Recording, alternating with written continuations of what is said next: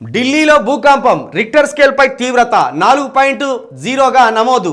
దౌలా ఖాన్లో 5 కిలోమీటర్ల లోతున భూకంప కేంద్రం. కొన్ని సెకండ్ల పాటు వినిపించిన పెద్ద శబ్దం. భయంతో బయటకు పరుగులు పెట్టిన ప్రజలు. సోషల్ మీడియాలో సీసీ ఫుటేజీ వైరల్. ఇదే భూకంప దాటికి ఢిల్లీలోని జిల్ పార్కులో కూలిన పెద్ద చెట్టు. ఏందా ఇది? బీజేపీ ఢిల్లీలో ఎప్పుడైతే ప్రభుత్వం ఏర్పాటు చేసిందో అప్పటి నుండి మొత్తం విపత్తులే వస్తున్నాయి కదా.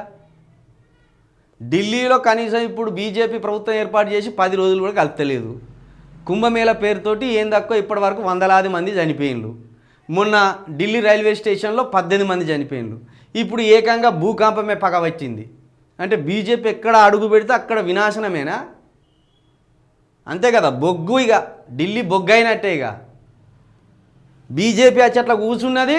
కుంభమేళ పేరుతోటి కొంతమంది ఖతం అయిపోయిండ్రు. రైల్వే స్టేషన్లో కొంతమంది ఖతం అయిపోయిండ్రు.